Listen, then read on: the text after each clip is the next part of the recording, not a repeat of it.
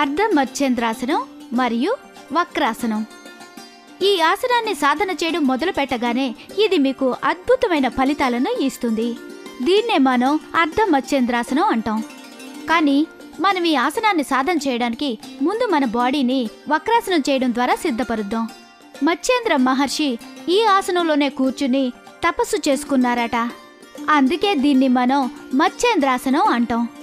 అర్ధ మత్స్యేంద్రాసనం అంటే మత్స్యేంద్రాసనాన్ని ఈజీగా చేయడమే. అర్ధ మత్స్యేంద్రాసనం మరియు వక్రాసనం. ఎవరికైతే మజిల్ పెయిన్స్, ఇంటర్నల్ ఇంజురీస్ ఇంకా బాడీలో కుట్లు ఉన్నట్టయితే వాళ్ళు ఈ ఆసనాన్ని చాలా జాగ్రత్తగా వెయ్యాలి. మీ బాడీలో ఏదైనా నొప్పులు ఉంటే మీరు యోగా గురువును సంప్రదించో లేక డాక్టర్ సలహా ప్రకారమో సాధన చేయండి. మీ 2 కాళ్లను ముందుకు చాచి కూర్చోండి. ఇప్పుడు మీ కుడి కాలును బెండ్ చేసి ఎడమ కాలు పైనుంచి బయటకు ఉంచండి.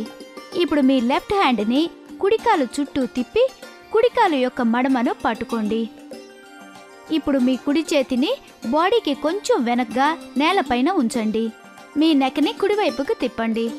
ఈ పొజిషన్లో మీ ధ్యాసనంతా బాడీలో ఉన్న మజిల్స్, స్టమక్ ఏదైతే స్ట్రెచ్చింగ్కి ఫీల్ అవుతున్నాయో దానిపై కేంద్రీకరించండి. ఈ పొజిషన్లో కొంచెం సేపు ఉండండి. దీర్ఘంగా శ్వాస తీసుకుంటూ మెడను తిన్నగా ఉంచి నెమ్మదిగా ఈ ఆసనం నుంచి బయటికి రావాలి. ఇప్పుడు అదే ఆసనాన్ని ఇంకో కాలుతో చేయడం ప్రారంభించండి. ఈ ఆసనాన్నే వక్రాసనం అంటారు. ఈ ఆసనం అర్ధ మత్స్యేంద్రాసనం చేయడానికి ముందుగా చేయవలసి ఉంటుంది. సాధారణంగా ఈ ఆసనం బ్యాక్ పెయిన్ నుంచి రిలీఫ్నిస్తుంది. సో మన ప్రిపరేషన్ అయిపోయింది. ఇప్పుడు అసలైన ఆసనం చేద్దాం. అదే అర్ధ మత్స్యేంద్రాసనం. 2 కాళ్ళు తిన్నగా చాచి కూర్చోండి. కుడి కాలుని తిన్నగా చాచి ఎడమ కాలి మోకాలుపై ఉండేట్లు ఉంచండి. ఇప్పుడు ఎడమ కాలిని కుడివైపుకు మడిచి బటక్స్ దగ్గరకు వచ్చేలా ఉంచండి. ఇప్పుడు ఎడమ చేతిని కుడికాలు పైనుంచి బయటకు తీసి కుడి మడమను పట్టి ఉండేలా ప్రయత్నించండి. కుడి మోకాలు ఎడమ చేతి మోచేతికి తగిలేలా ఉండాలి. కుడి చెయ్యి మాత్రం వెనక్కి ఉండాలి. బాడీ మొత్తం కుడివైపుకు తిప్పండి. మొత్తం బాడీని, నెక్ని మీరు ఎంత వరకు తిప్పగలిగితే అంత వెనక్కు తిప్పండి.